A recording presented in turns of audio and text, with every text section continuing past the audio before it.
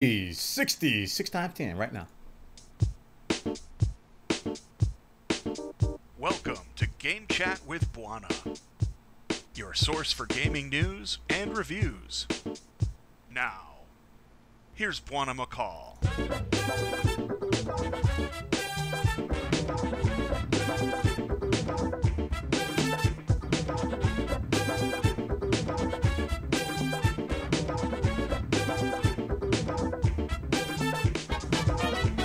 This is Game Chat with Bwana. Game Chat with Bwana episode 60 coming at you right now. Today is June 18th, 2011. My name is Bwana, and I'm here to talk to you about game and chat with me. Hence the name Game Chat with Bwana. Game Chat with Bwana here at live.bwana.tv. We do this every Monday night at 6 p.m. Eastern. We are on time tonight. I think that should cause for some cake. Yes, I'm fresh out of cake. But yes, we're going to talk about games here at Game Chat 1. And what we do here at Game Chat 1 is that we talk about the last 7 days. The last 7 days of gaming news. We try to find the best on the web. So we scour our favorite sites like Joystick and News for Gamers. And, you know, we go to Reddit and we go to, like, you know, Rock, Paper, Shotgun and Kotaku. And, well, sometimes we go to Kotaku. But we go to a bunch of different sites and we try to find the best gaming stories. And we talk about the creme of the crop, what we consider the best stories. And, you know, I give my little take on it. You guys discuss things in chat. And then, after that, we talk about some more stories, because sometimes I miss stuff. I don't get everything. And you guys post to our forums at bwana.tv/forums, and you post stories to augment what I have over there. We go through that thread, and then we talk about the stories that you guys found towards the end of the show. And then, at the end, we have what's called Title Time. Title Time is when you guys come up with snazzy new titles. You come up with snazzy everything. You basically take the stories that we talked about and come up with these witty titles that are very, very funny. And we vote on the best titles towards the end of the show. So that's Game Chat Bwana. That's how we do it here at live.bwana.tv. Follow me on twitter.com as well, twitter.com/Bwana. But, yeah, let's go ahead and get started. Game Chat with Bwana would not be possible without the support of our corporate partners. Twitch.tv, Wirecast, YouTube, and 123 Systems. Thank you all for your support of Game Chat with Bwana.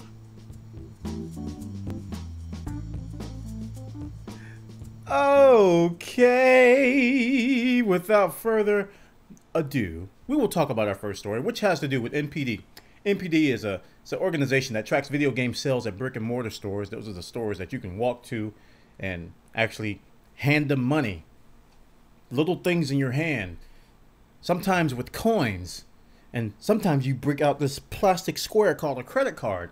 You walk in said building and you pick up a box of a game that you want, and I know, it's so weird. You pick up a box and then you walk in and you say, hey, I want to purchase this. And they go, okay, sir, let me punch buttons on my cash register. There's this archaic device called a cash register. And what they do is that they punch numbers and they tally up the games that you buy. And if you hand them like this currency called money, they actually give you change. It's like the difference in the amount that you gave them. It's such an amazing concept, this brick and mortar site. But NPD, what we're going to talk about our first story is that in the month of May, NPD released their numbers, and I was kind of surprised about this because I don't consider brick and mortars to be selling a whole lot of games. And this first story says that Diablo 3 sold 1 million copies in retail alone. Now, those of you who played Diablo 3 know that it is available in digital format, so you can actually go to Blizzard's site, purchase it online, and download it. That's why I made the little stupid joke in the beginning about brick and mortars, because most of us here at Game Chat with Bwana, we do digital purchases. The same is true for Max Payne and Ghost Recon, which both sold 400,000, which is not to be scoffed at. That's quite a bit of titles that you can buy at brick and mortars. Now, a lot of people order things from like Amazon, and they actually get physical copies from like Amazon and GameFly and other places that sell games for consoles, as well as PC downloads. So these numbers are no way a reflection of the total numbers. I was just a little bit shocked that so many, namely Diablo. I didn't think Diablo would sell that many boxed copies. I thought it would be like maybe 500,000, 600,000, because I think a majority of Blizzard customers are now shopping through digital means. So that's the main reason why I brought up this article, because the numbers were so high relative to what I was expecting. Now, Max Payne 3 and Ghost Recon, these guys probably picked the wrong time to release a game. When a game has been anticipated as much as Diablo, like, I don't know, 8-9 years, you kind of want to not go up against that. Lots and lots and lots of core or hardcore gamers bought Diablo 3. A lot of you didn't. I'm not gonna say everybody did. A lot of people didn't. But you know, if you're gonna release something at the same time as another game, you probably don't want to choose Diablo 3. And that's why I was happy Torchlight 2 kind of delayed their release, and Path of Exile and other competitors of Diablo 3, Grim Dawn and other games are going to be coming out later. They don't have to go up against Diablo 3 head to head. You know, like Battlefield 3 and Call of Duty do. They like almost go exactly head to head, and that's just like, man, that's a tough thing to do. But check it out, guys. This is over on joystick.com. They got the details over there about Diablo 3, Max Payne 3, and Ghost Recon Future Soldier selling quite a bit at brick and mortar sites. Now, while we're starting to talk about Diablo, we're going to talk a little bit more about Diablo. One of the former developers, now at Runic Games, doing Torchlight, and I think he actually, yeah, this same developer, as I'm looking for his first name, Max Schaefer. Max Schaefer was formerly at Blizzard, and he then went on to build Hellgate London. You guys may remember that game. It was a very Diablo-like game, very fun, which eventually went free to play. And then he went on to found Runic Games, which is now making Torchlight, which a lot of us have been talking about. He used to work on Diablo. He did. He worked on Diablo 3, actually, way back in 2003. And I found this a little bit surprising. He said that, well, Diablo 3 was originally going to be an MMORPG. That's a massively multiplayer online role-playing game, for those of you who don't know what that acronym is. I just did not know. I did not know that Diablo 3 was going to be an original MMO. Now, those of you who follow Grim Dawn know that that's going to be a dungeon crawler-esque, you know, isometric MMO, similar to what Diablo would be if it were an MMORPG. A lot of people looking forward to that title as well, because it is looking good. The feature set sounds great. The gameplay looks awesome. But if you just think about it, what if Diablo 3 was an MMO? You know, how would it change things? How would it compete with other MMOs? How would it compete with WoW? Because up till now, not very many of these types of games have been made. It would have been a sort of a new thing. And in retrospect, if you look at all the problems that Blizzard had in their launch with Diablo 3, maybe it may have been a better idea to keep it an MMO. Who knows? But obviously, Blizzard decided not to go down that route. I gotta wonder if that's why Max left the company. Maybe he didn't want to, you know, go down that MMO route, because he went on to make more Diablo-like games, or found companies that made Diablo-like games, but they weren't MMO. Actually, I take that back. Hellgate London was an MMO, wasn't it?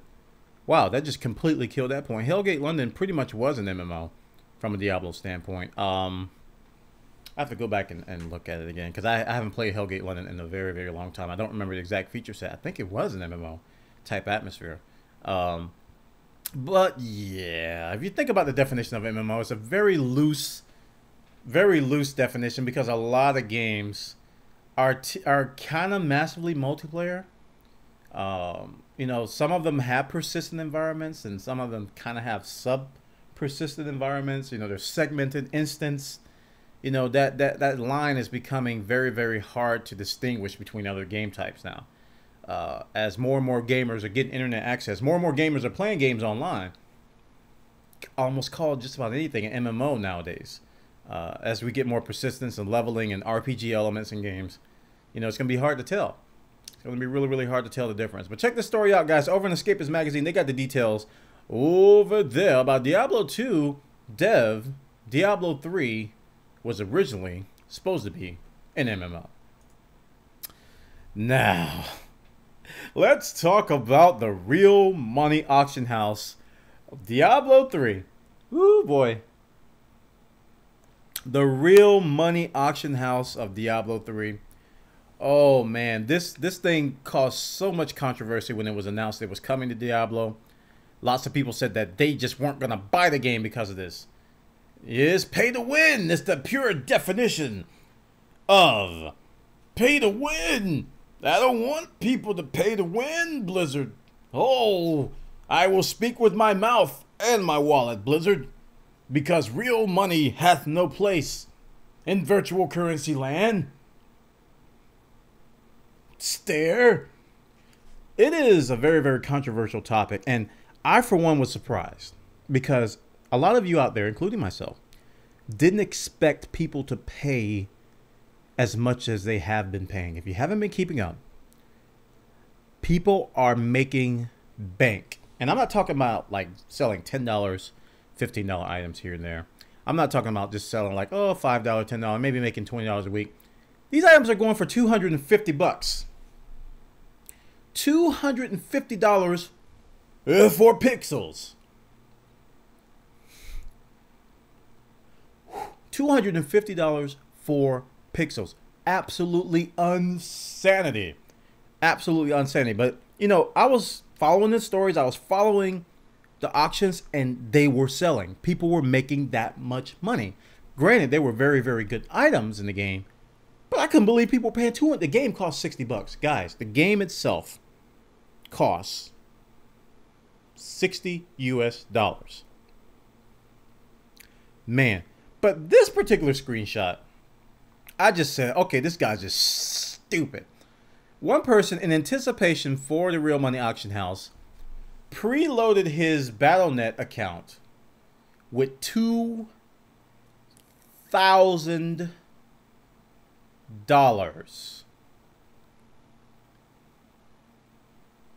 $2,000.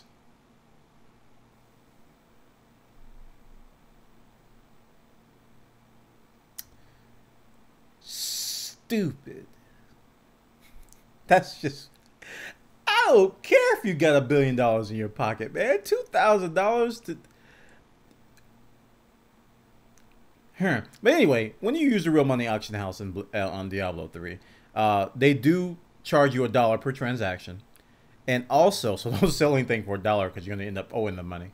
Also, if you want to transfer fees to PayPal, there's a 15% charge on top of that. So, yeah, if you sell something for $250, you're probably only get like $212 or something like that.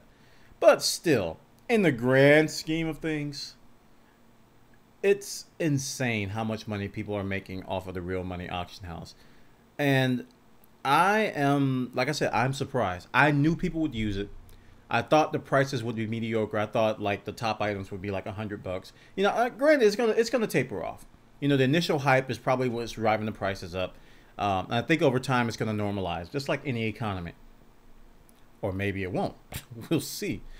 But I got to say, from Blizzard's standpoint, they got to be looking at this as a success. Because the more people buy on here, the more money they're going to make. And I'm sure PayPal's probably going, yes, because they're going to make money as well. That 15% cut. You know, I'm quite sure a majority of that's going to PayPal. This is for pixels. This is for pixels, my friend. And I, for one, am surprised. Like I said, I'm surprised that so many people have caught on to this particular thing. So check it out, guys. This is over on neosecret.com. Diablo 3's Real Money Auction House. People predicted it to fail. So far, it's a roaring success. And we're going to be watching that one very closely to see where it goes. Game Chat with Bwana is recorded live before a worldwide audience every Monday night. You can participate by suggesting news stories. Just register an account in our forums at bwana.tv/forums.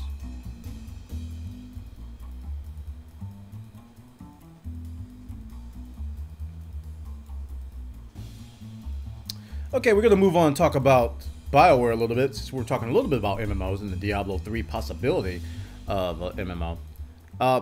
BioWare is considering the Old Republic to go free to play. Now, let's give you a little bit of history here. A lot of people were challenging, and I wasn't one of them. A lot of people in the early days when the Old Republic was just announced and starting to come out, people were saying that, hey, you guys should go free to play. And BioWare was like, no, we're just going to stick with the subscription model. We believe that's the best for our company, blah, blah, blah, blah, blah. And I, for one, went on record on Game Chat with Bwana saying that I believe this is probably going to be one of the last major MMOs that has a subscription fee. I was wrong, obviously, because TERA came around and other MMOs that had come out, like the Secret World, have subscriptions as well. But this is kind of one of those inevitable things. Kind of one of those inevitable things that, you know, we've been talking about here on Game Chat, just how free-to-play is really a lucrative model. It's an attractive, lucrative model for companies today. A lot of companies are looking to that first before they even consider going subscription-based or just pay to or buy-to-play games. So I'm not surprised. Here's a quote from this is the lead designer, Emmanuel Lucchini. He says, the MMO market is very dynamic and we need to be dynamic as well. I agree with that. Unless people are happy with what they have, they are constantly demanding updates, new modes, and situations. Gamers. So we are looking at free to play, but I can't tell you in much detail. We have to be flexible and adapt to what is going on. Now, that's a very generic, general statement. I use generic and general in the same sentence because I can. Yes. Free to play, I'm sure every company that has a subscription model has looked at free to play. You would be foolish as a company to completely ignore it. So this is, you know, this is not kind of like a foot and mouth statement. It's pretty well stated that we are looking at free to play. But given that the article was taken down, ooh, I don't think BioWare wanted him to say that on record. Because according to this article, the interview over at GameSTM has been yanked and now gives a 404 error. So two things come up. Did he actually say it? Is it a lie? Or did BioWare not want him to go on record to say anything about going free to play? Because that might cause more subscribers to bleed. Because the game is bleeding subscribers now. By any other game standards, Star Wars The Old Republic is doing quite well. The reason why it's under a microscope so much because of its subscriber numbers is how much money they put in to make it. Big, big, big, big budget game. Huge budget game that, you know, it had to have that many subscribers to even break even. So when it's bleeding subscribers, you know, it's doing better than... I've been playing EVE Online. It's doing better than EVE Online. But EVE Online is profitable because they didn't spend $6 gajillion to make it. Yes, another word made up in Game Chat with Bwana. Actually, gajillion was used in Futurama and other places. But BioWare is considering Star Wars The Old Republic going free to play. Now, if it does go free to play, who's going to try it? Who's going to try it, right? You know, what's going to entice you to try this? When you got other free to play games out there, like DC Universe Online has released so much content. I cannot believe. I think they got 3 or 4 expansions or / DLCs since the game came out, and it's free to play. I couldn't believe how. I mean, they're coming out with a new one tomorrow for PvP, a purely PvP expansion. So, and it's going to be, you have to buy it. It's a free to play game, but you have to buy the DLC. So free to play games are adding fresh content. Free to play MMOs are adding fresh content now. I was talking about this, I think, on our Mumble and some other places. I was talking about this, and I said, why, and I still stand by it, why won't more companies consider EVE Online's Plex system? Because I really think it's a business model that should be embraced. And I'm happy that TERA, the MMO, has embraced it. They have what's called Chrono Scrolls, which is almost exactly identical to the Plex system. And if you don't know what that is, basically, in-game, you can use your gold, your ISK, whatever the currency is in the game, to buy game time. In essence, if you put time into the game is free to play to you. Your payment is your time. I think that model will keep games, because every company who makes a game, every single company who makes a game wants players to play them. That's every company's dream. We want players. You know, the business model will come. We will make money if we have players. So if you can entice your players to play the game, and one way to do that is to say, hey, you'll play for free if you play the game, it's a brilliant business model. So I don't think Star Wars The Old Republic should go free to play. They should consider the Plex model.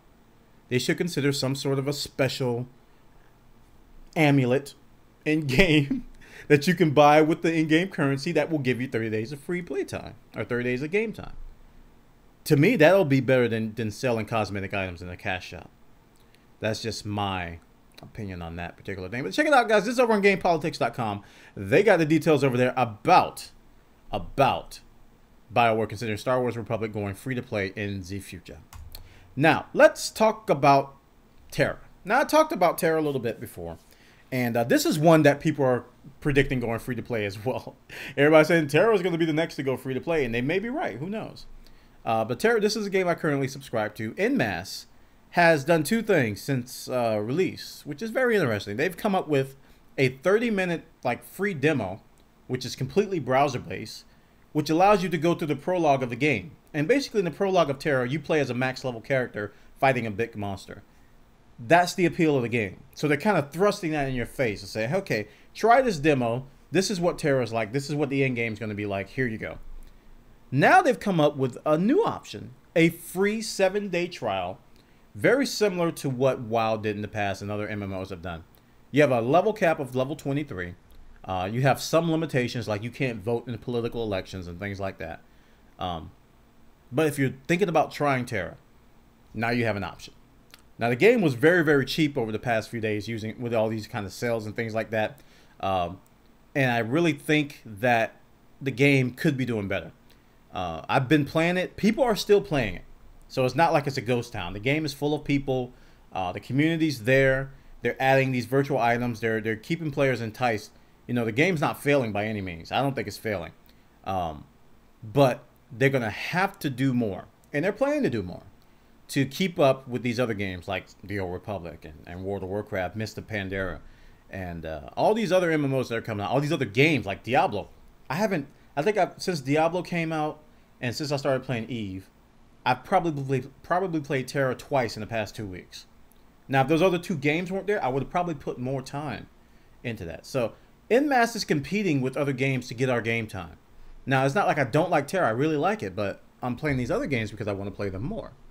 They're going to have to contend with that. So, to get new players, to get more people to come to the game, a free 7-day trial is a good way to get people to try. Say, okay, somebody who's probably playing Guild Wars 2 would say, oh, well, TERA's fighting system may be better than Guild Wars 2. I don't know. I tried both.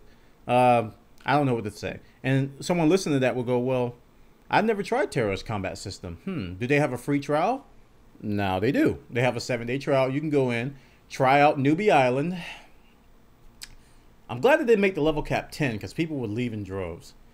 The first 12 levels are pretty awful.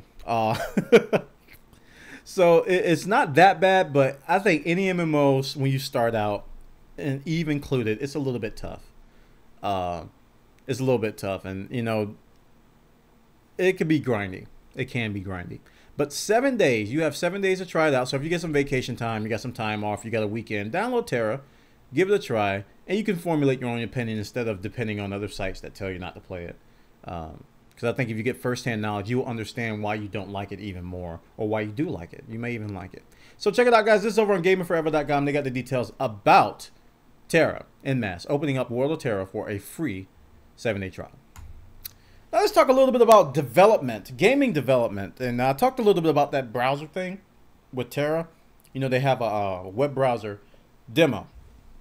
One of the technologies used in a lot of browser-based games is called Unity. Unity is a very popular development environment. The most recent success with Unity has been Battlestar Galactica Online, which is a free-to-play MMO that came out and is purely browser-based. If you've ever played games like Battlefield Play for Free, I don't think it uses Unity, but it is browser-based as well. So, you know, a lot of browser components and plugins and things are used. But Unity has now been updated to Unity version 4, and it's going to bring DirectX 11 to the fray. Now, that's kind of big. Gamers are attracted to graphics. whether they want to admit it or not, whether they want to give the speech that it's not all about graphics. It's not about graphics. It's about gameplay. It's about gameplay. But when you first see a trailer for a game, or you're exposed to a game for the very first time, the thing that is going to grasp your attention is the look of the game. Now, it doesn't have to be crisp, realistic graphics. It's the look and feel of the game. Your eyes are going to take that in first. Then you'll look at the gameplay elements. Then you'll look at the mechanics. Then you'll start to ask, how am I going to control that? So, Unity games up till now, and there's a huge list. If you go to the Unity site, they talk about all the games that are there. Their games have been looking like DirectX, 7 or 8-ish games. Some of them as good as DirectX 9. And for a lot of gamers, that's a turnoff. For me, I don't care. I can appreciate a game. I can look at a game, get good first impressions if it looks like DirectX 8, DirectX 9. Just look at Bastion. Bastion didn't have the best looking graphics, but it immediately caught my attention when I saw the look and feel of it because it had a very good art style. But basically, this is going to support Linux. I really think that's a good thing. Because contrary to what you may think, there's a lot of Linux gamers out there. Some of which who are clamoring for better video card support, who are clamoring for better engine support. They're kind of getting these half supports. They're these half implemented support. It's like, okay, we got it working on Linux. We'll abandon you for 8 months. And it's not really dedicated. It's not really in with 2 feet. But given that this particular engine supports Linux out of the box, is really saying a lot. That they really want to embrace that community. I don't know. When we talk about gaming engines, we always talk about Unreal because that's like the standard.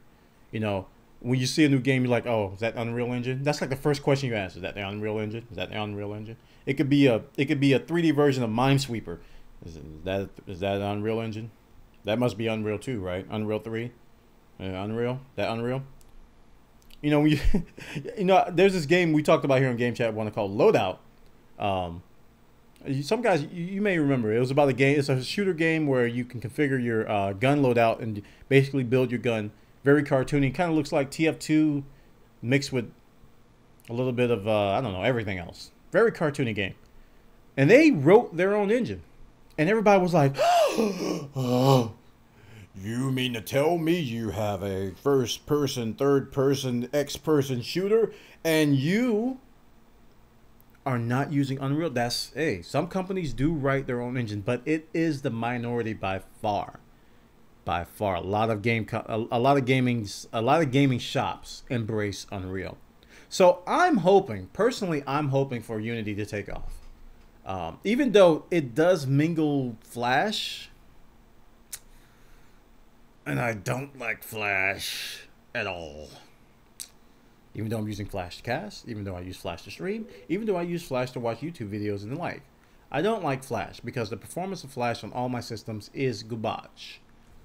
That's a new word for garbage. You heard it here on Game Chat with Bwana. Garbage.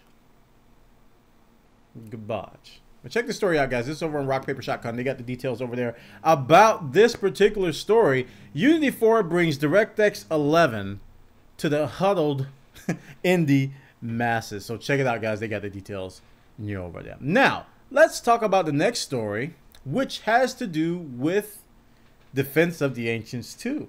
You didn't think I know the acronym, did you? You didn't think I know. Dota stands for Defense of the Ancients. And up till now, it's been an invite-only game. And this particular title is getting a lot of positive press lately. It's taking off. It's getting more and more updates. And a lot more people are getting into it. Dota enthusiasts, mainly, are really getting into this game. A lot of League of Legends guys don't like Dota. Hey, can't convince them all. But up until now, it's been invite only. But now, a very common thing, a very common thing amongst gaming shops now is that they're putting together these like pre-order packages. And this is kind of weird. These are for all free-to-play games. You're like, I thought Dota was going to be free-to-play. Why are they charging? This is how they do it. This is how they do it. What they do is that they package all of their digital goods, these cosmetic items, into like a starter package. And they go, and League of Legends has done this too. And they go, okay, if you pay us $40, we'll give you all of this stuff valued at $75,000, and you can only get it for $40. And with that, you'll get an invite to the game, because it is in kind of a closed beta right now, invite only status. So this is exactly what Dota 2 has done. They have all these items, the mighty boar, the stoic mass of the high plains, and the pictures have kind of disappeared on me. Maybe if I refresh it, I'll get the pictures back.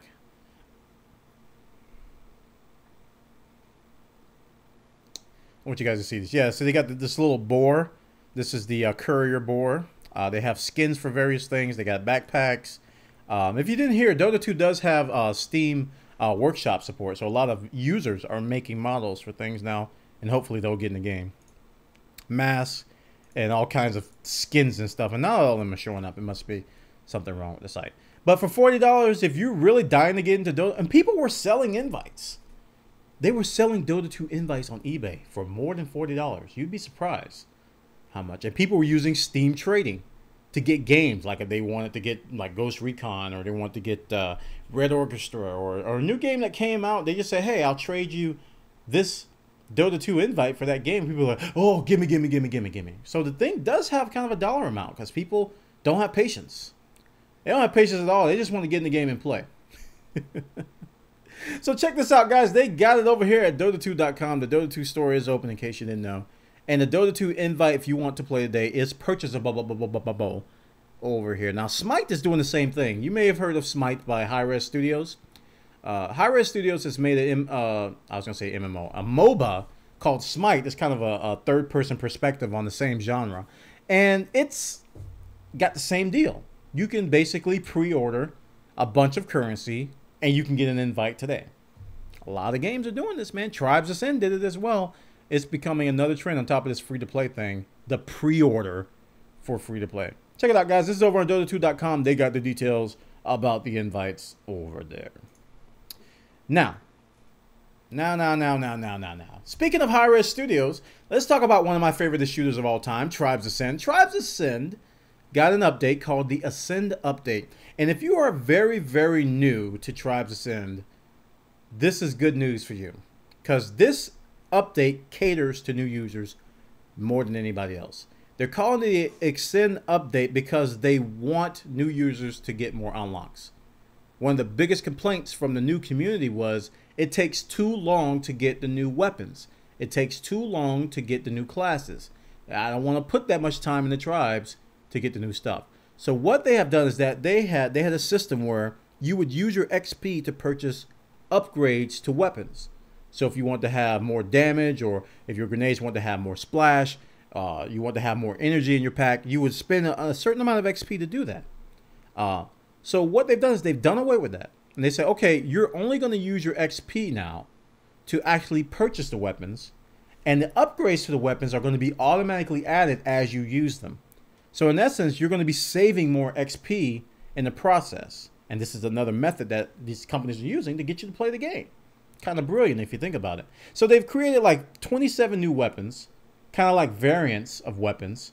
You know, they may have a smaller splash and a larger damage if direct. I think they got a dueling spin fuser now. If you hit somebody direct, you do a lot more damage, but it has less splash. Certain variants like that. The Technician has a repair gun that does more range, but there's some drawbacks to it. So there's like different variants of weapons. They've been reskinned a little bit. But for the new users, now existing users may not notice as much of a change because you probably got a lot of weapons already. The new weapons you get, obviously you're going to earn the benefits. But brand new users, this is the perfect time. The perfect time to get into Tribes Ascend, because you will get a lot more than what you. I remember when I first played Tribes Ascend, I'm trying to remember the exact price. I think the unlocks were like in the 20,000 XP range. It was so ridiculous. Oh man, the prices were so high. And I look back now, and today you can get a new weapon for like 4,000 XP, which in essence is probably like 3 or 4 matches if you do decent. I was like, oh my goodness. But anyway, guys, this is a good update. They also have a lot of updates in this Tribes Ascend update related to esports. They had this tribal council thing where Hi-Res Bart and a bunch of the members of the competitive community of Tribes Ascend got on Mumble and had like a 5,000-hour discussion about all the things wrong with the game. So Hi-Res Bart took all that feedback, and a lot of this patch contains some of those changes. So Hi-Res Studios seems to be making a lot of effort to listen to the community. One of my fears is that sometimes if you listen too much, it can really break the game, because sometimes we ask for dumb stuff. We ask for really, really stupid things, and I'm hoping Hi-Res will know how to draw the line on the stupid stuff, because some people are like, oh, I can't hit people with a spin fuser. It's too hard. Introducing the next pack, the guided spin fuser. Oh yeah, lock on to your target. Shoot the spin fuser. Automatically hits them. Only for $9.99. Alright, check it out, guys. This is over on joystick.com. They got the details about Tribes Ascend and the new Ascend update. Now let's talk a little bit about E3. E3, you guys may remember if you were on my live stream, we talked about going into E3, the things I was looking forward to, and one of the first things that come out of my mouth was PlanetSide. PlanetSide, PlanetSide, PlanetSide, PlanetSide, PlanetSide. I want to see PlanetSide, PlanetSide, PlanetSide. So obviously, PC Gamer thought that PlanetSide 2 was really good, because it's pretty much swept almost all the awards for PC Gamer. Now, PC Gamer is a very, very notorious magazine, been around a long, long time.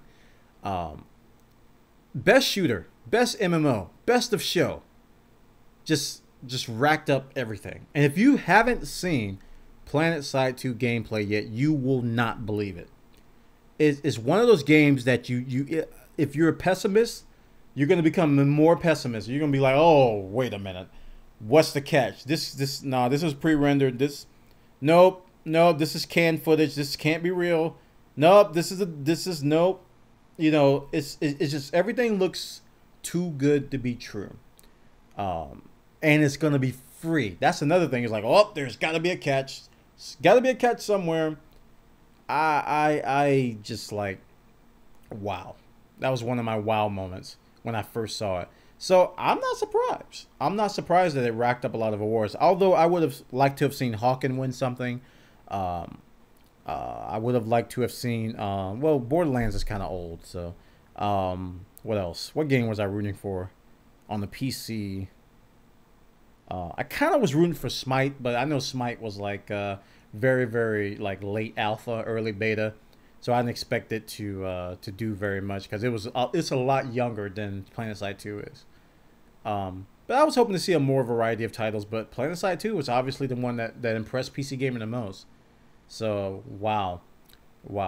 Check it out, guys. This is over on PCGamer.com, obviously, because they did it. They got the details over there about how PlanetSide 2 has racked up all kinds of awards. You over there. Please support Game Chat with Bwana by turning off your ad-blocking software.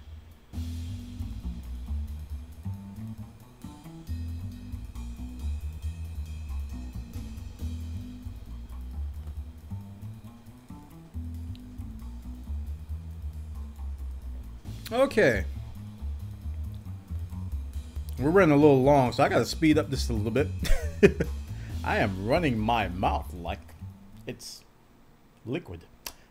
Just Cause. Man, when I first played this game, when I first saw it, I was like, it's alright. Yeah, you can crash an airliner into a building and giggle. But when I played it, I bought it for like $5 in a Steam sale. I was like, oh, this is the best sandbox environment ever. I was so impressed with it. I had a lot of fun, especially with all the mods that were with it, and you can get like invulnerability, run around, and just do stupid stuff with it.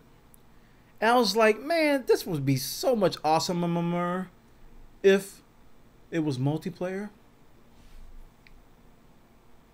There you go. Just Cause 2 multiplayer mod has been resurrected, and it looks really fun. You get you and some friends in a sandbox and just start doing stupid things. You could be amazed. It's like a real sandbox in the school when You and your buddy in first grade used to make dirt balls and throw them at each other and giggle because you got a mouthful of dirt and you get your truck and smash it into his. Going back to childhood here, man. But Just Cause 2 multiplayer, I don't know how they're going to do it. Hey, I don't know what kind of sorcery is being used, but somehow they got multiplayer to work. This is a single player only game, in case you didn't know, Just Cause 2. Somehow they got it to work, and if you look at the video footage, it's called Just Cause 2 multiplayer. We're back. Watch it.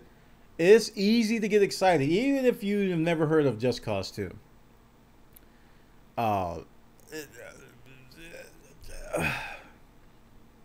Looks really good, guys. And if you haven't seen Just Cause 2 or played it, first check out this footage. You can watch other footage on YouTube. So people put together some funny stuff, because you can like fly a plane, like an airline, a full 747, 767, what have you. Just get out of the plane, stand on top of the plane, and just watch it. Just do crazy stuff. Use your grappling hook to grapple a mountain. Just watch the planes crash into the ocean. You know, people have done some crazy, and you know, there's mods to give you infinite money so you can buy all these different things. Get a rocket launcher that shoots like infinite rockets, and you just go.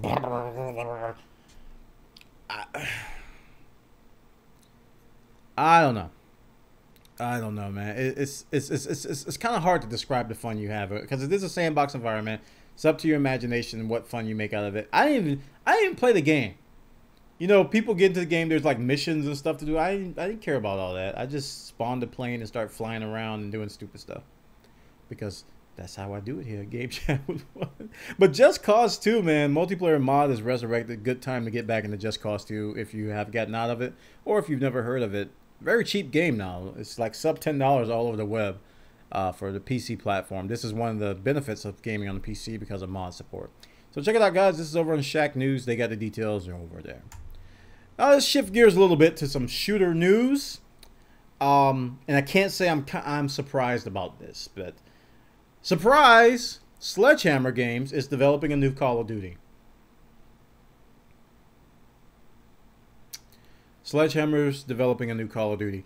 I don't know why this is a surprise, but Activision is pretty much guaranteed to release a new Call of Duty every year.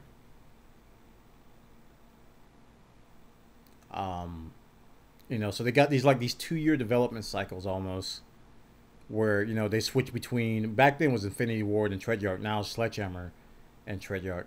Treyarch's about to come out with Black Ops 2, which is say, ooh, we're gonna have dedicated servers now. I'm like, you had dedicated servers before. Why is that news? It's, I don't know.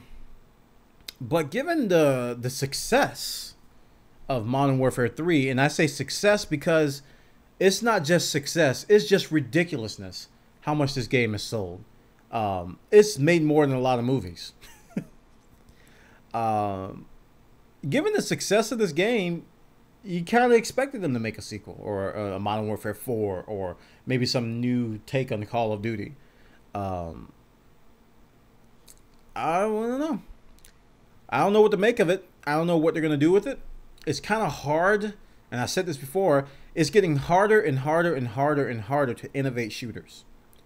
Which is why games like PlanetSide 2, which has like everything you could possibly dream of in a war MMO FPS, is the next big thing. Games like Dust 514, which took a spin and said, hey, we're going to tie this into an MMO. And you're going to be in the same world as this persistent world on the ground as grunts. You know, they took that spin. It's getting harder and harder to innovate. So you got to wonder, what are they going to do? What could they possibly do to get you to play this game? There's only so many guns out there. There's only so many guns. So if they introduce new guns, ooh. There's a lot of game modes they can add, but is that enough to get your $60? That's why it's hard for me to criticize these new shooters now, because even though I can say they're boring, they're washed down, they need to innovate, I can't really come up with anything else they can add. it's hard to come up because it's been overdone so much that ideas are rare. They're scarce. So it's almost like they're taking ideas that they scrapped from previous games and they're putting it in the new ones. But I gotta believe that they were scrapped for a reason, not just time. So you gotta ask yourself, before you condemn Call of Duty, before you bash it, what would you add to Call of Duty to make it better? And some people say, well, make it like COD 4. Well, just go play COD 4 then. There's nothing wrong with going back and playing COD 4, except all the hackers if you're on PC. But, you know, it's nothing wrong with going back and playing it. It's, you know, I play nostalgia games all the time. I think some gamers are just scared to play an old game. Tangent alert. I think some gamers are just scared to play an old game. Saying, oh, why are you playing that? That's 2 years old. Don't you know that Call of Duty 6000 is out? Check it out, guys. This is over on videogamer.com. They got the details. Sledgehammer is developing a new Call of Duty. Duty. I said duty. Okay. Minecraft's getting an update on Xbox Live. What? Minecraft's updating on Xbox Live? We're going to finally have hunger. We're going to finally have food. We're going to finally have this. We're going to finally have Ender Dragons. We're finally going to have it. No, you're not. This is just a bug fix. This is just a bug fix. They're going to fix the broken pigmen. They're going to fix the broken spawning. They're going to fix the nether. So there were some bugs that you couldn't enter the nether properly. And some other tooltip things like that. And autosave, let's see, sensitivity controls, opacity, gamer tag stuff, tooltips, how to play, and a whole bunch of little fixes here and there. So, yeah. Minecraft Xbox Live update is coming. Or actually is here. This was posted on June 15th, so it's actually June 14th. So it should actually be here already. So if you're playing Minecraft, you're like, Bwana, herder, Bwana, herder. I'm sitting here right now playing the new features while I'm listening to game chat. You're so late, Bwana. Don't you know Call of Duty 6000 is already out? Come on, man. Check it out, guys, over on joystick.com. Now for our final story. Wii U.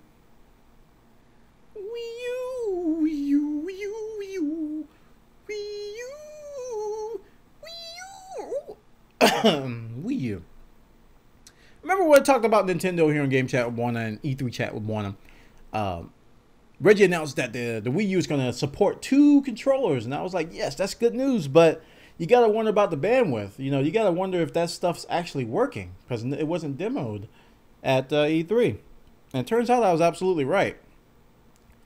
The way they've worded it is Reggie has said that games need to be built that can take advantage of 2 gamepad controllers. Now, you can take the first few words of that sentence and you can extrapolate everything that you need to know.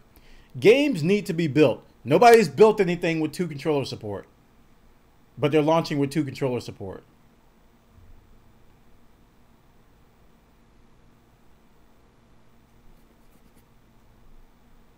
It's going to be well after launch for those game experiences to come to life.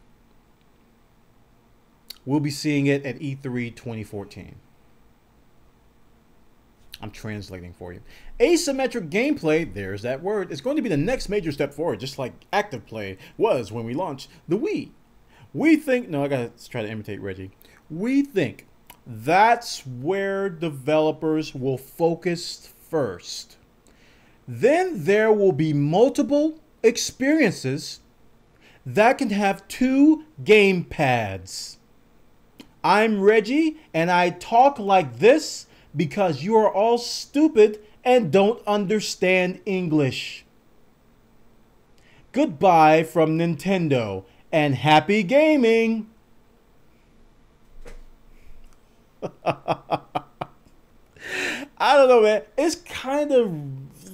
it's frustrating that they would announce that and it's not ready.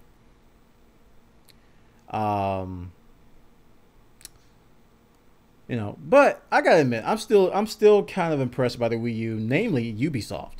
Because I think Zombie U knocked it out of the park. I really do. I really think Zombie U is the highlight of all that Wii U was going to do. I really like what they did. But so far, they apparently games need to be built. So Zombie U doesn't support 2 GamePads. Yes.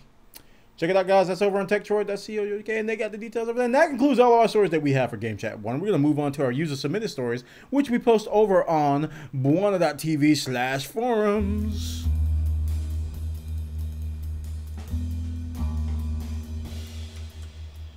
Tune in to all things Bwana throughout the week on live.bwana.tv and on twitch.tv/Bwana.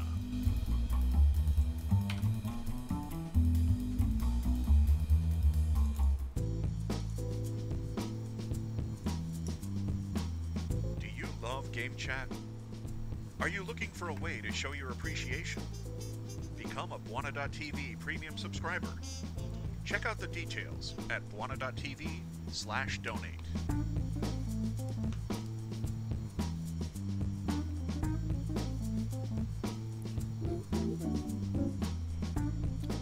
Head over to our forums at Bwana.tv/forum. Sign up. We talk about stuff. You will too.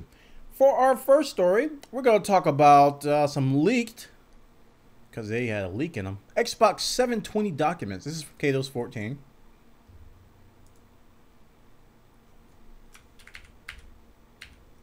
A 56-page document from Microsoft dating back to mid-2010 reveals company plans for Xbox 720. Yes, notable features like Xbox Smart Glass, Blu-ray support, 3D glasses, cloud-based gaming, and improved Kinect system. Wait a minute. 3D glasses? Didn't Microsoft tease 3D? Yuck.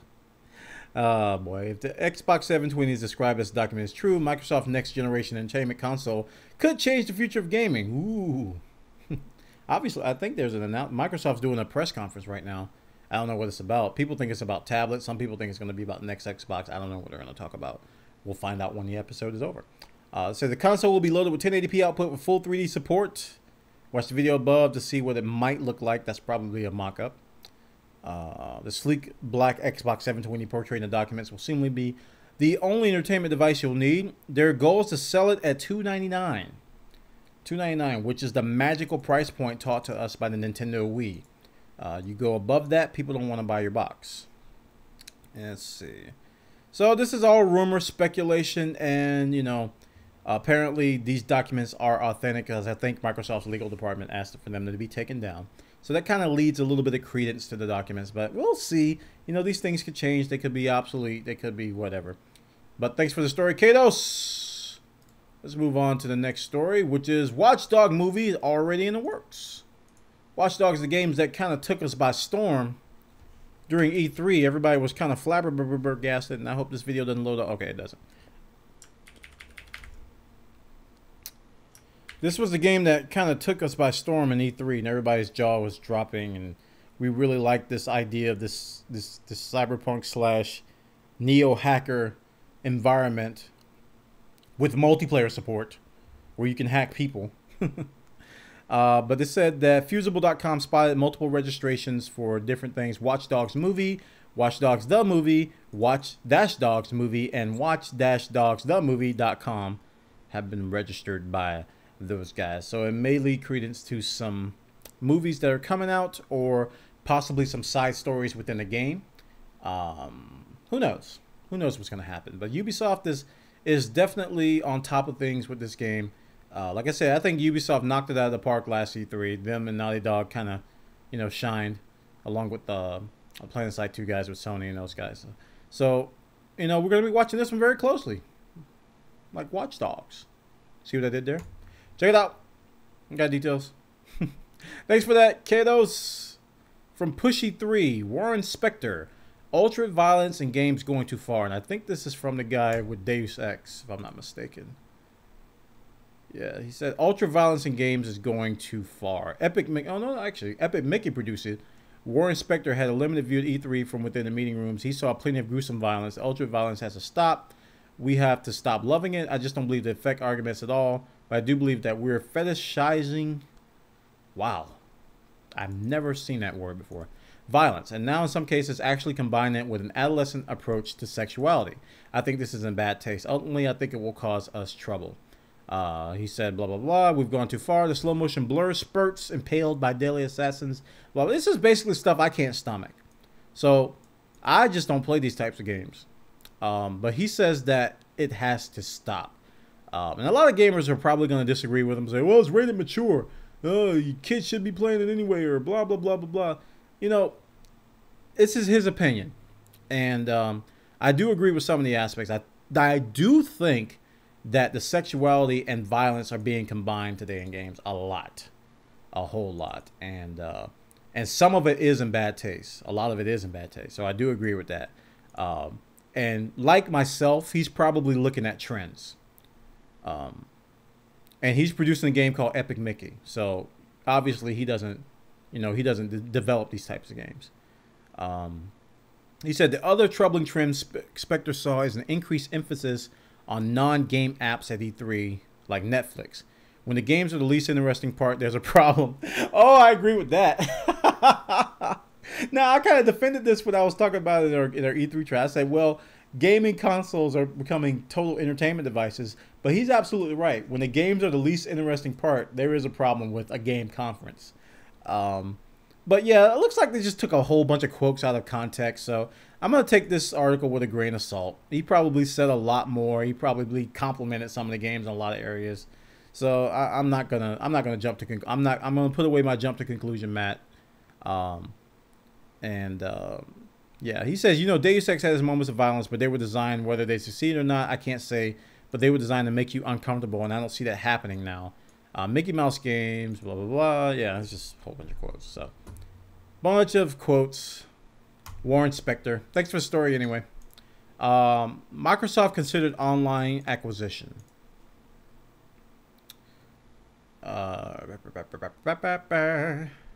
Microsoft considered on-live acquisition, thinks the next PlayStation would be a Google TV box. Isn't that really ironic that we just read about Microsoft possibly having a set-top box that does everything? Are the rumors true? Are they true? We don't know. Let's see. This is from the same document. Most notably, document not only lists online micro consoles competition, along with online stuff as a potential acquisition target. Huh, interesting. So, this is going back to that rumored document and considering buying online. And this could be why Microsoft asked to take it down. This right here alone, because this could affect stock prices and stuff, and they can get sued. Whoever leaked this can get sued as well. The presentation also makes several assumptions about the Wii U dubbed Wii 2 in the piece, showing its age, yeah, it's old, and Sony's eventual next console, specifically claiming that the Wii U will cost around $250 and the PS4 will be some kind of Google TV device on top of being a Sony console. Speculation and rumor. Rumor and speculation. Thanks for the article. Pushy 3. Next story comes from Sarams. Splinter Cell headed to the big screen.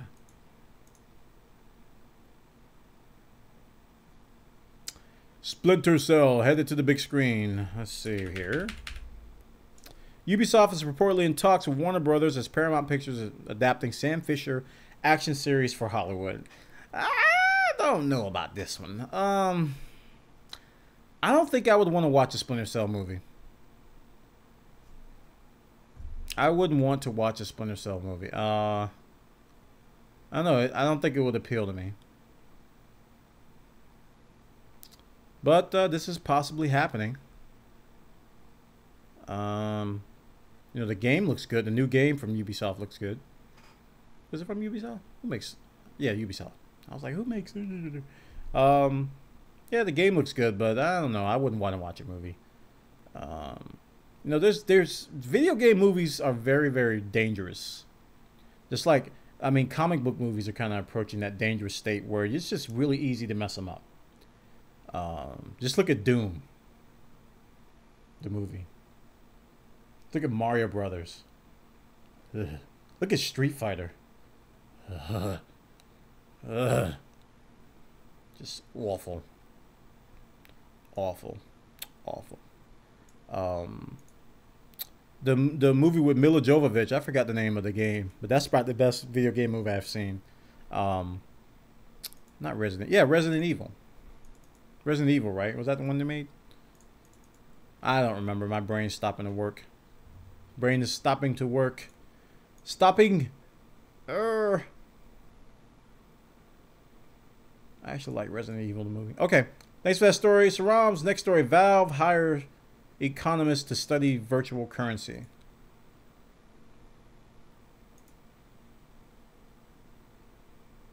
Valve hires economists to study virtual currency. Seattle Software brings in Greek economist, theory professor, Yanis Varoufakis. I said that. To assist company in managing its in-game economies. Valve has an in-game economy? Hold the phone. Which Valve game has an in-game economy?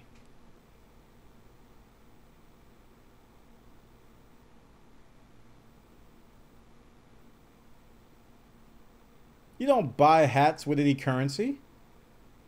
You buy hats with money. With dollars.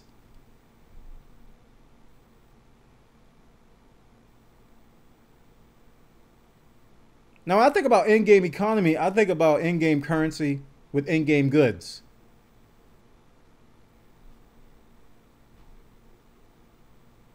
Valve, I don't know. That kind of confused me. Anyway, he's a self-proclaimed ignoramus when it comes to the industry. They recently announced that it's bought economics, blah, blah, blah, blah, blah, writing on the Valve Economics blog in Athens, Greece, born, blah, blah, blah, blah, blah, blah, blah, blah, blah.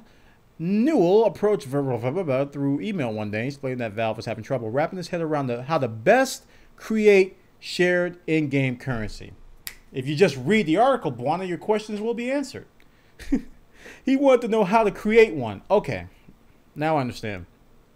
The Valve boss drew similarities between Valve's problems and real-world issues being Germany, blah, blah, blah, blah, blah, blah. Let's see. Great deal data mining, experimentation, calibration of services, blah, blah, blah. So they might be introducing some game money. Some TF2 bills. That would be very interesting.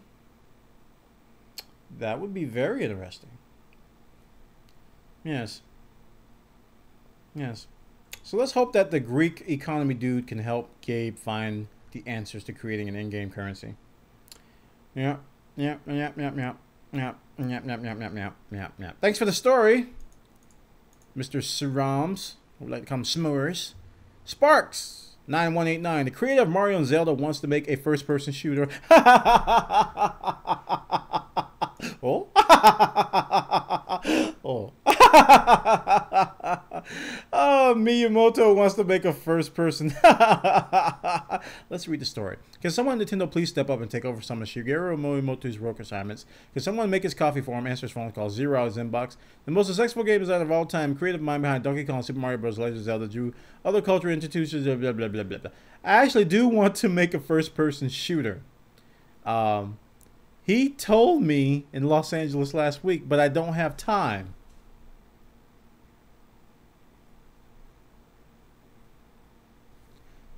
Someone please give him some time. No, you don't want Miyamoto making a first-person shooter. Have you seen Zelda's bow and arrow mechanics? Have you seen the slingshots? No! You don't want him making the first-person shooter. Shigeru Miyamoto has never made violent video games, at least not in the blood and gut sense there. Blah, blah, blah, blah. Violence in terms of a plumber stomping on top of blah, blah, blah. Sure. Blah, blah, blah, blah, blah, blah. Not surprisingly, it doesn't even seem like Miyamoto. Rather than necessarily the question of what kind of weapon do I have in the first-person shooter, or what kind of effects does having that 3D space in theory you are in, blah, blah, blah. All right. It's a very long article. But yeah. I don't know. Do it. That's all I gotta say. Do it, man. Do it, and we'll see what happens. Maybe he can make a really good Metro. Not Metro. Metroid. I'm looking at a picture of a car in a city. And I got Metroid on my brain. And I say the words Metro. The brain is so mysterious. Check it out. Thanks for the story, Sparks. All right. Fish Twit. PS3 controller goes metallic gold at GameStop. You can finally have your golden pants. Oh, that's so pretty.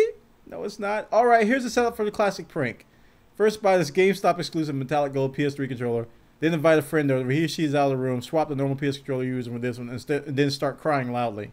When your friend comes in to find out what's wrong, explain that you've been subtly granted the Midas touch and you've cursed with a life devoid of contact with anything but gold.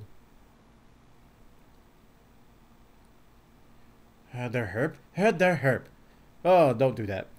Don't do that. But anyway, here's a solid gold PS3 controller. And when I say solid gold, I mean gold colored plated.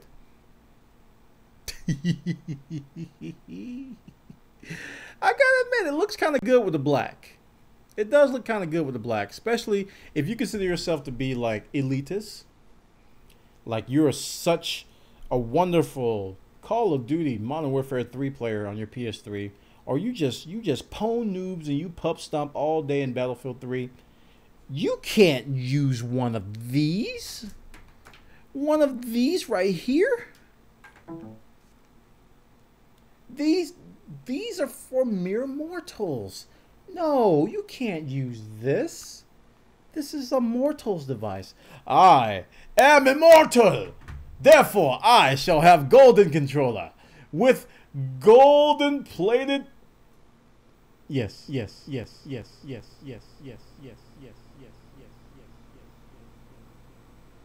Fear me. Now check it out, guys. This is over on GameStop. I don't think that. I don't think I'll be getting that. Nope. Thanks for the story, Fish Twit. EA first year with Origin, a huge success. Service to become stickier. Yeah, I remember reading this. EA's Origin service is a huge success in its first year, according to Scrollception. According to EA Senior VP, and there's a bunch of sales on Origin too. If you guys go check them out, I think like the deal that I saw that I wanted to get was Battlefield 2142 for $8. That's the only Battlefield that I do not currently have. And for $8 I could have it, so I might actually pick it up. This says that still he called the first year. Wait, they said that it's going to be stickier. 12 million downloads, 50 publishing partners. They are expanding out. I know TERA recently hooked up with Origin. They got sales going on.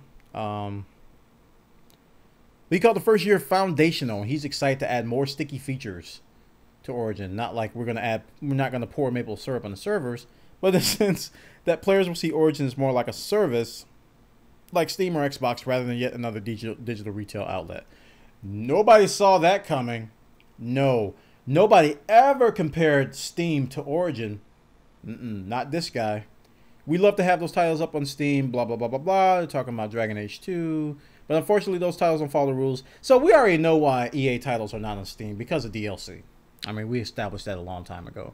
And soon as DLC is done, the titles will come back to Steam, as we saw with Crysis. Soon as Crysis had no more DLC to offer, because they came out and said, well, we're just not going to nickel and dime you gamers anymore. Man, I love those guys at Crytek for saying that. We're not going to nickel and dime gamers anymore. We're not doing DLC ever again. We're going free to play from here on out. So then Crysis went back on Steam right after that happened. Let's see. If Activision were open-minded, we would absolutely willing to take on Diablo 3, Call of Duty, Take-Two, blah, blah, blah, blah. So Origin is basically having some jealousy issues. Some jealousy issues. Want to be like Steam and Xbox Live.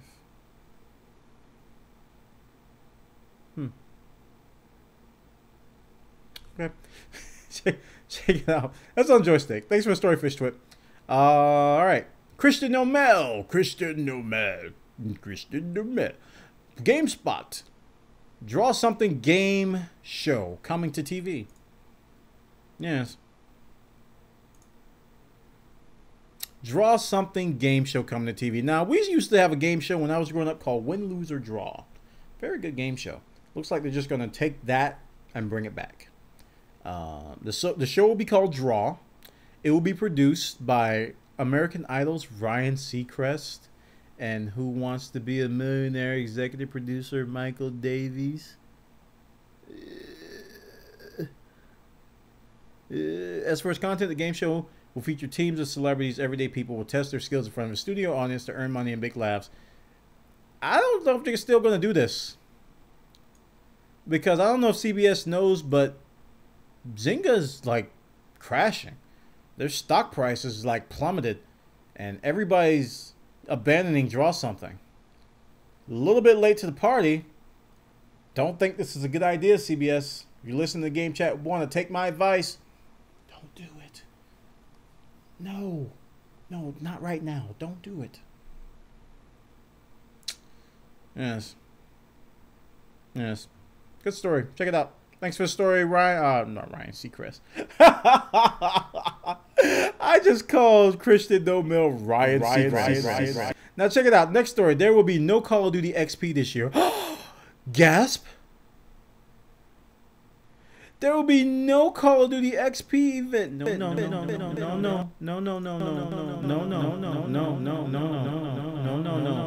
There won't be a Call of Duty XP event this year. Why? Last year, Activision put on the Great XP event, blah, blah, blah, blah, blah. Black Ops, Modern Warfare 3, Resident Evil, Take Back, Cool, They also produced the Call of Duty Elite Service.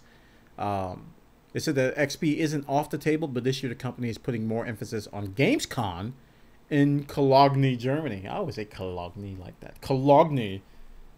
Some people might want to say Cologne, but I say Cologne. Yeah, it's Cologne. Gamescom, huh? So why weren't they at E3? You gotta wonder.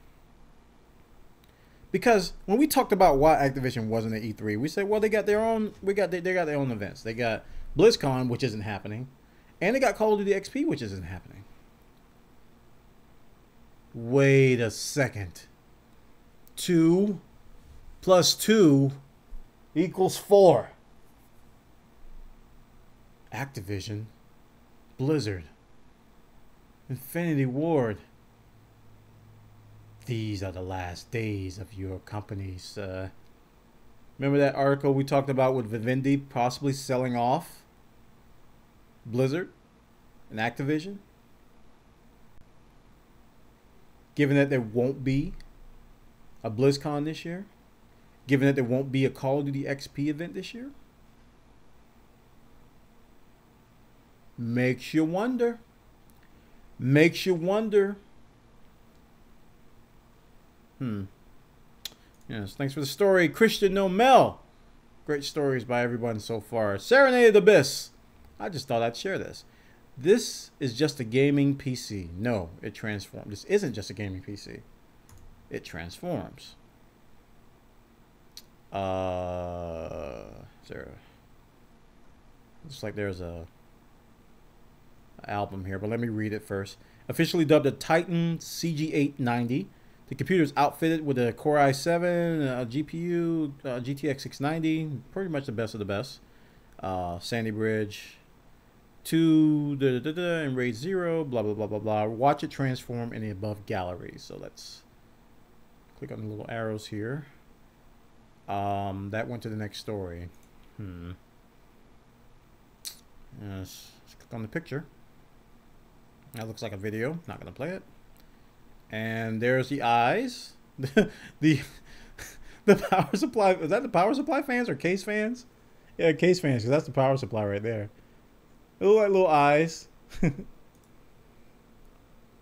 This is the back side. Looks like the eyes pop up. There's the case front. Asus logo on the side. And here's the back.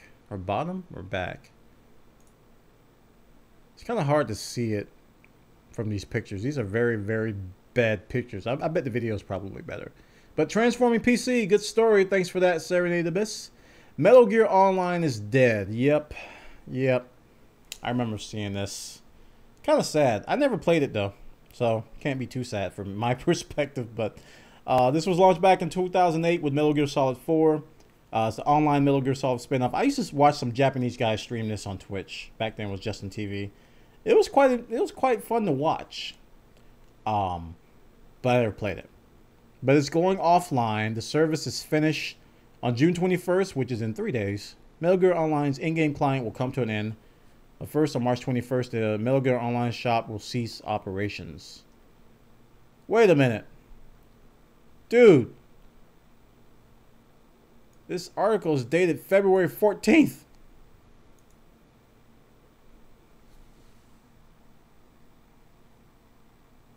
That story is old.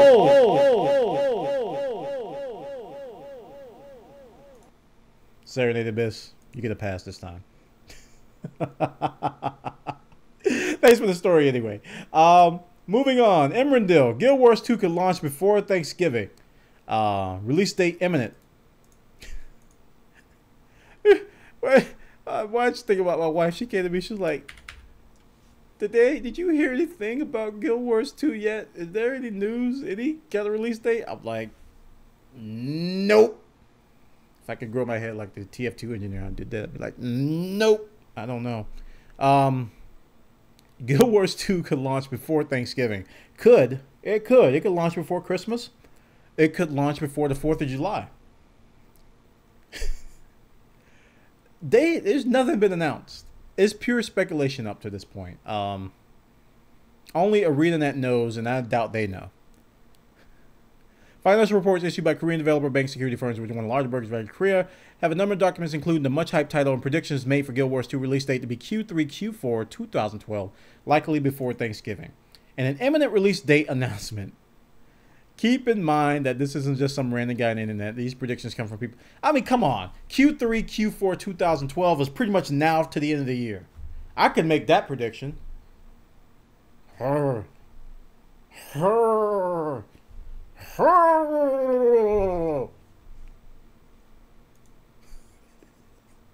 That's a big time. Okay, guys, you heard it here first. Exclusive story from GameChat. Guild Wars 2 is possibly launching Q3, Q4 2012. That's right, folks. You heard it here first. Guild Wars 2 is launching the second half of 2012. Possibly. Maybe. Perhaps.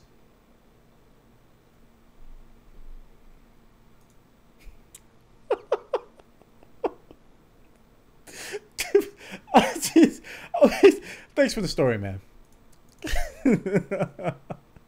Great story, Emmerdale. Okay, Murray. Australian Parliament to cease art. I don't know how I got cease out to create. Australian Parliament to create R18 plus category for games. This might be a good thing if I'm assuming correctly here. The death of Australian Parliament is creating a category for those ultraviolet games you might have to read about. Now it falls to individual states to pass their own. I mean, this is like rated M, right? I don't understand. Okay. Is this a problem? I mean, you would think this would be a good thing, I guess. Adults will be able to choose which games they play within the bounds of the law. A terrifying notion. What? It's ridiculous to think that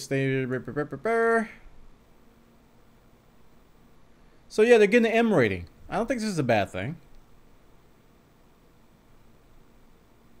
I think the ESRB is one of the best things that happen in gaming, to tell you the truth. It's a very, very good system. I wish people would use it more, but I don't think ESRB extends to Australia.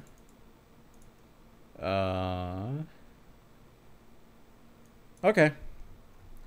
So Australia's getting a R18 plus category. So we'll see. Thanks for that, Murray. Blizzard says StarCraft Ghost revival is as likely as Lost Vikings 3. What? What?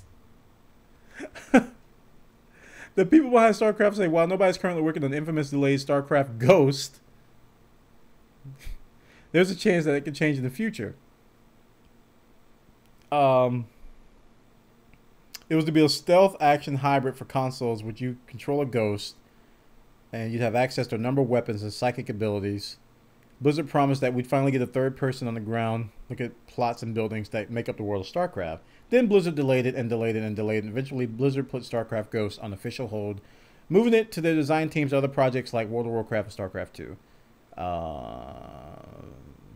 So this means that Blizzard has plans to resuscitate Nova's game. There are no plans. This is Dustin Browder. I'm not saying we won't ever, but I'll tell you what I do know. There is no meetings going on. There is no team. No one talks about it.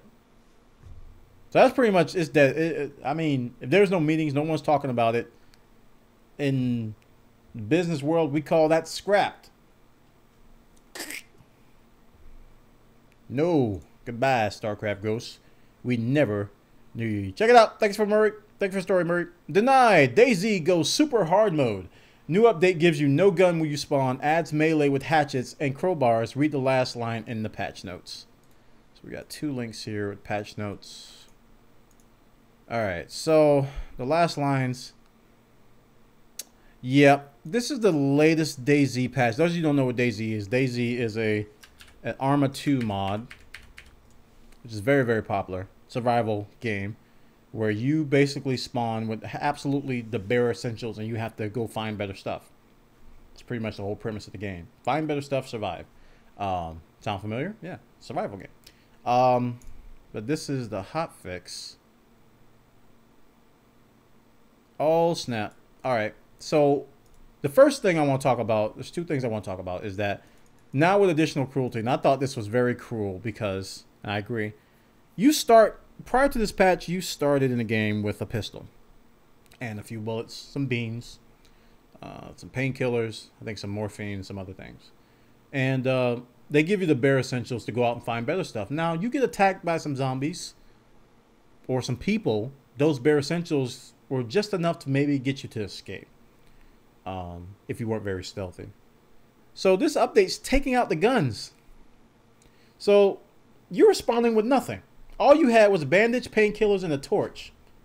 So you're like washing up on the beach like freaking like lost or I don't know. And before I read the second patch notes, the game had no melee.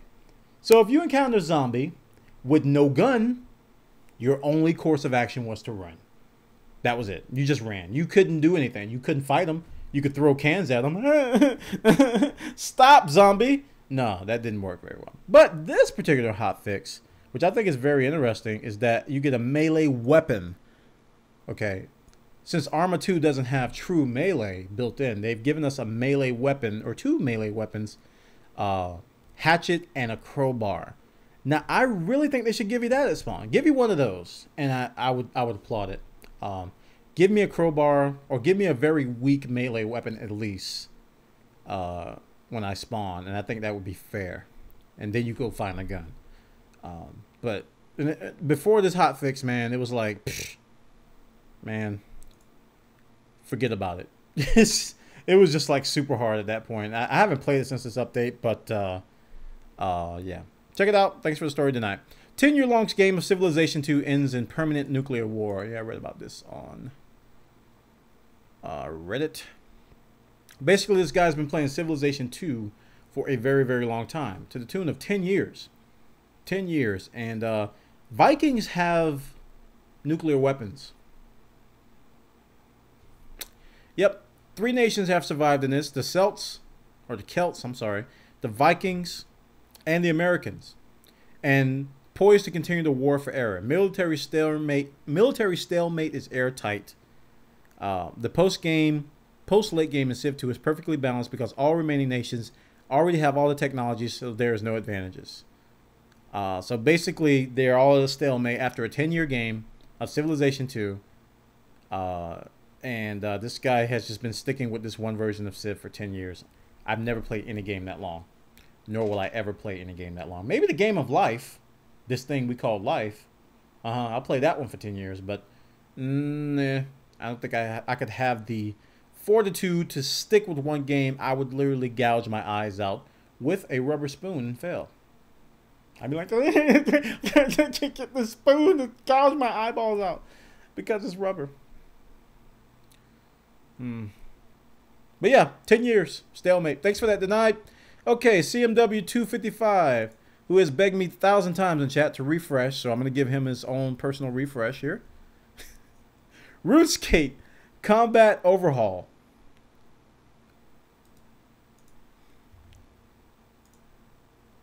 RuneScape Combat Overhaul. I gotta say, this is the first RuneScape story ever submitted to Game Chat with Bwana.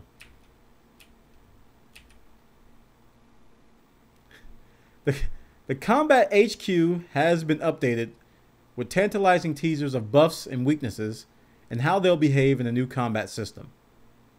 Buffs and weaknesses have existed in RuneScape for a long time. I don't know anything about RuneScape, so I'm reading this very closely. We've had potions from herb lore and plenty of stuns and binds from magical abilities. However, with the addition of a wide variety of new abilities, there are plenty more that you'll want to keep an eye on. The evolution of combat will see a new interface showing buffs and weaknesses, and only yourself with so many effects such as damage over time, temporary damage buffs, and many, many more. You're gonna need it! Combat HQ, which has all the information about the RuneScape buffs and weaknesses. If you like to check out more, they got a YouTube video here showing more. And I don't know, this was a week ago. I don't know if this is out already or if it's in the planning stages. But the Combat HQ, I think it's in beta. I think it might be in beta. Combat HQ, man. Buffs and weaknesses coming to RuneScape. RuneScape. So check that out. That is the story by CMW255. And that concludes all of our stories. Guess what time it is, y'all? Guess what time it is? Just what time it is. It's title time. Title time is when you guys come up with snazzy titles based on the stories that we talked about in the show, including all the stories from the user submitted stories. You guys come up with these witty, crazy titles, and I go, I like that one, I like that one, and I did that one, and I like that one. And then we vote on them. Let's go.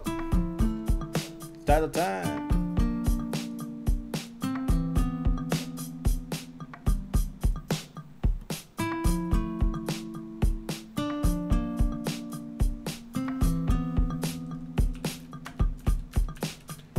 But type them in, preceded with titles so I can read them very easily. Or you don't have to. I can kind of tell. Makes it easier though. Let's read them. Let's see. You gotta buy it just in case in the multiplayer. Blah blah. Microsoft Xbox Live patch blah. The real money auction house ascends into Diablo 3. You cannot understand the power of free to play. Breaking news. Guild Wars 2 launches in the future, perhaps. Miyamoto wants to add cruelty to his games. In his games. What? Free to play? No, we said 404. Zynga stocks crashing, felt like drawing. Craft pixels into payment. Give me your tired, your poor, your huddled indie masses. The real money hath no place in virtual currency land. Metal Gear Offline in February. News stories from February are now stickier. Masse opens up TERA trial to the masses. Gotta go level up faster. What's in store for Dota 2? EA beams down PlanetSide 2. It's a me, FPS Mario. You have just cause to play. I had to read that one slow. PlanetSide 2, good to be true. Get the Midas Touch on PS3. SWTOR free to play, it's a miracle. Wii U, we are you. Unreal Engine is unreal. Unity 4 TERA browser demo. You cannot understand the power of PlanetSide 2. Diablo 3 Gold Farmer striking rich with pixelated crack. Old Republic goes free to play just cause. The Old Republic going free to play unlike Diablo 3. Turn 720 degrees and walk away from the Splinter Cell movie. Zombie, you suck. Guild Wars 2 could be released before Thanksgiving. Maybe, possibly. So let's choose some of these titles. Some of the best ones. Some of the best ones. Some of the best ones. Some of the best ones. Some of the best ones. Let's see.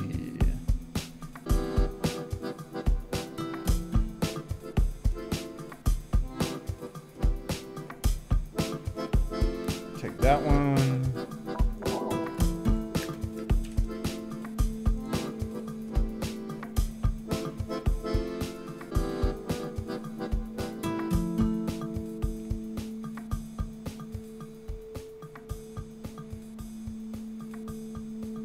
Let's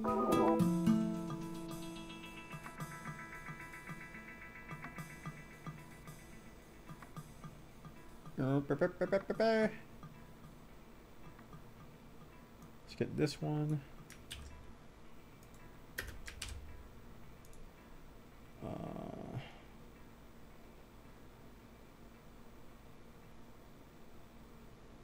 Let's get this one.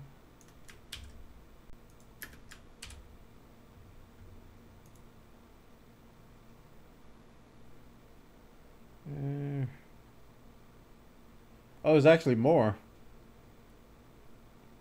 I'm reading them now. Okay. Okay. And 4. So we're going to have 4 titles. Here are the 4 you're going to vote on. We're going to create a poll. Is B. George here? I saw him type of command. We got 4 titles here.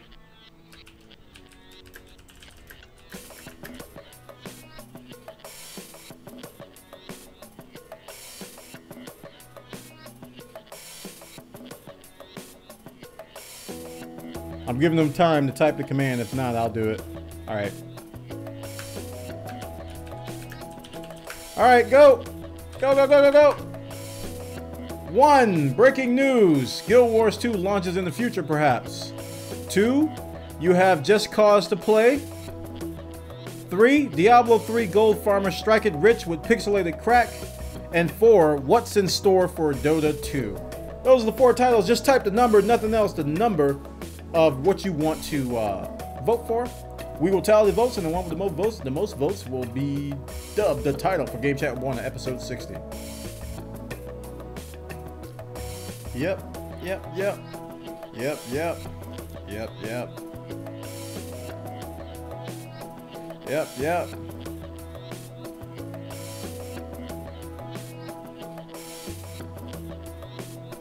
Yep, yep.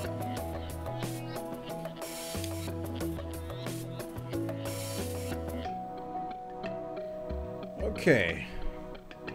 Give you a few more minutes or a few more seconds here. Okay, 10 more seconds. 10, 9, 8, 7, stop. The results are... the winner is 1. That was a very close one. 1. Breaking news. Guild Wars 2 launches in the future, perhaps. Congratulations to Nicholas Fun Stuff, I believe. I think. Yes, Nick Fun Stuff. Congratulations. You win Game Chat 1 episode 60. Title time. Title time. The accolades. You know what they're talking about. The accolades. Because Game Chat 1, we don't have physical prizes for winning Game Chat with 1. What we do is we give you bragging rights. Bragging rights. Which have been copyrighted by our own Bubble Boy Chat, who's in the chat. Thank you, Bubble Boy, for them bragging rights, because that's what we give away here at Game Chat with Bwana. No physical prizes, only them accolades, so that you can hold them up and say, you see this invisible thing in my hand? I won it, and I'm proud. Because them accolades at Game Chat with Bwana is something fierce, something terrible. Congratulations to Nicholas Fun Stuff. You are the winner of Game Chat 1 episode 60 title. It will be called in your honor. Breaking news. Guild Wars 2 launches in the future, perhaps. And that concludes episode 60 of Game Chat with Bwana. I want to thank everybody for coming by. This was a kind of long show. I called it. I said if I run my mouth, it's going to go over an hour and a half, and it pretty much did. But I want to thank everybody for coming by. We do this show every Monday night at 6 p.m. Eastern at live.bwana.tv or at twitch.tv/Bwana. I want to thank everybody for coming out live. Subscribe to my YouTube channel if you want to catch the parts you missed or you want to watch some of the archives. I'm at youtube.com/IOBuffer. You can follow me at Twitter, twitter.com/Bwana. I'm on Google+, it's plus Bwana McCall. We have a subreddit at r_Bwana.tv, and we also have a forum. It's where we do everything here. Game Chat with Bwana. Bwana.tv/forums. Support us here in multiple ways. You can just contribute. You can be part of the community. That's one way of supporting us. You can watch the show. That's another way of supporting us. You can donate. Bwana.tv/donate. If you got money, Hey, I'll take it. We do cool things here at Game Chat with Bwana. Like this weekend, we're going to have a giveaway for our premium subscribers who donate $5 a month. They're going to be eligible for a $60 PayPal prize. That's my way of saying thank you to all the donators here at Game Chat with Bwana. I want to thank everybody for coming. We will be doing this again next week. And that's it. What are you still doing here, man? That concludes episode 60, and I will see you all next week. Take care. Have a great day. And also, before I go, our pandemic Minecraft server will be coming online shortly. We are very, very, very close. Our public survival Minecraft server, Pandemic, will be making a return. We play tested it the other night, and we are very, very close. So look for announcements on our forum. Look for announcements on my Twitter. Look for announcements here at live.bwana.tv as the pandemic Minecraft server makes a return. All right, guys, that concludes episode 60 of Game Chat with Bwana, and I will see you all next week. Take care. Have a great day. Happy gaming. Bye.